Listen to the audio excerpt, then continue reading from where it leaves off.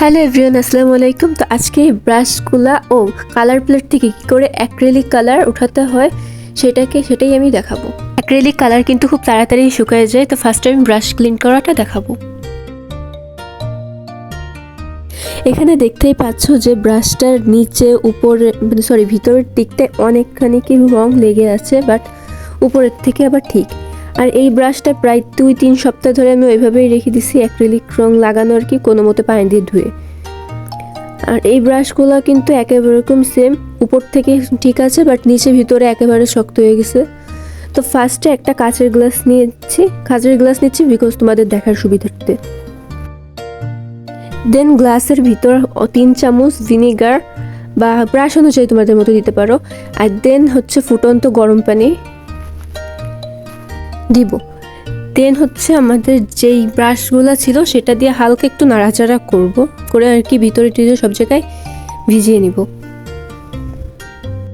এভাবে কয়েক মিনিট ভিজিয়ে রেখে দিব, প্রায় 20 থেকে 25 মিনিট বা যতক্ষণ তোমাদের পারো আর কি। 20-25 মিনিট হয়ে গেলে হালকা একটু ঘষে মানে পানিটার মধ্যে নাড়াচাড়া করে দিব। দেন তোমরা দেখতেই পাচ্ছ যে হাতের মধ্যে নিয়ে নাড়াচাড়া করলে রং অলরেডি বেরোনো শুরু করছে। আর আমি ভিডিও করতে গেলে কেন জানি আমার ভয়েস অতিরিক্ত খারাপ হয়েছে।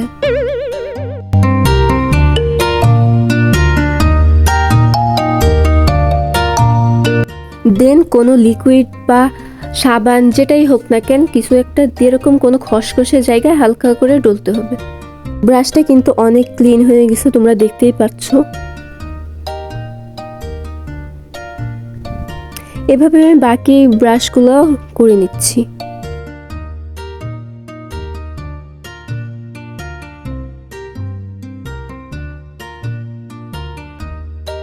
তো আমার সব ব্রাশগুলো ক্লিন করা হয়ে গেছে। এবার ওই ভিনিগার আর গরম পানির মধ্যে আমি আবার ওটাকে ধুয়ে নেব।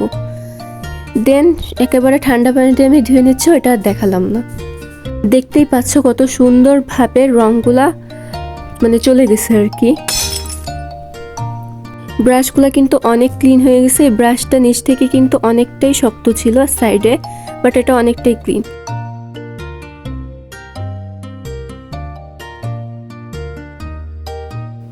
এবার আমি এই প্লেটটাকে ক্লিন করব।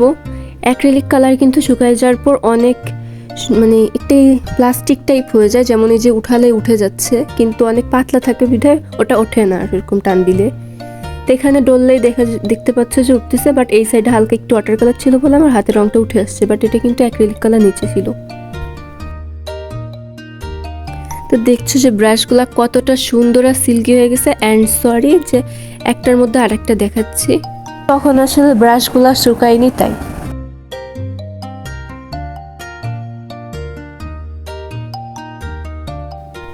আর এইটা কিন্তু ওই ব্রাশটা যেটা অনেকটা রং লাগানো ছিল। তো এখন আমি একটা বোল বা গামলা বালতি যেটাই বলো না কেন, সেটার মধ্যে 3 স্পুন ভিনেগার অ্যান্ড 2 চিমটিরও অনেকটাই ভালোই বেশি, যেমন তোমরা চামচ দেখে বুঝতে পারছো অতটাই খাবার সোডা। দেন অল্প একটু লবণ দিচ্ছে, অল্প একটু আগে বেকিং সোডা চামচের দিয়ে।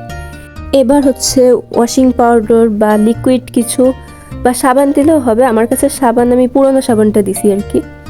দেখছো একটা কিছুর সাহায্যে ভালো করে এটা মিক্স করে নিচ্ছি, বিকজ এটা গরম পানি হাত পুড়ে যেতে পারে। দেন আমি কালার প্লেটটাকে উল্টাই পাল্টাই ভিজাই নিব আর কি গরম পানিতে।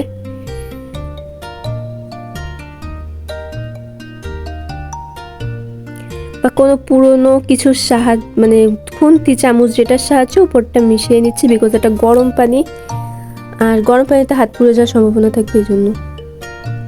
দেন একটা ঢাকনা বা কিছু দিয়ে ওটা ঢেকে দিব। এবার একটা বাটিতে অল্প একটু জোড়া পেস্ট, দেন অল্প একটু লেবু দিয়ে আমি একটা প্যাক টাইপ বানাই নিচ্ছি আর কি।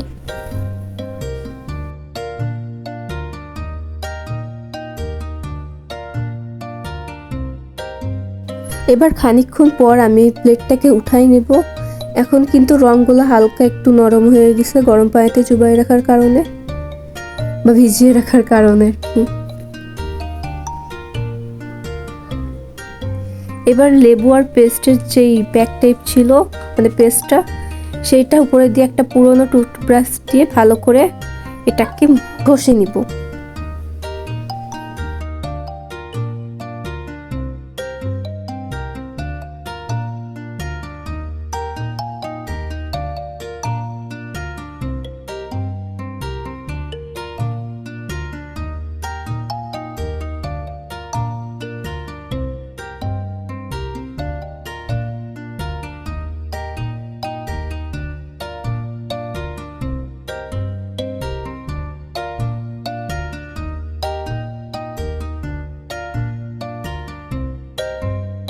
আমি কিন্তু এটাকে একবার ধুয়ে নিছি।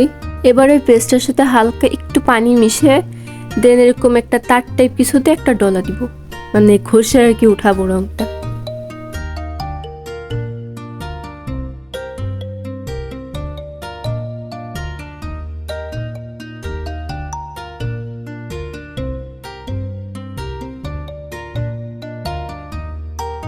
এটা কিন্তু অনেক সুন্দরভাবে পরিষ্কার হয়ে গেছে। একটু কোনায় কোনায় রং লেগে আছে, ওটা একটা কাঠি টাঠি দিয়ে আর কি ঘুষা দিলে উঠে যাবে, বাট আমার এত এনার্জি নাই। আমি ইফতারির পরেই ভিডিওটা শুরু করছি। তো কারোর যদি উপকার হয়ে থাকে তাহলে অবশ্যই লাইক, সাবস্ক্রাইব অ্যান্ড শেয়ার করবা। সবাইকে আল্লাহ হাফেজ and thanks for watching video.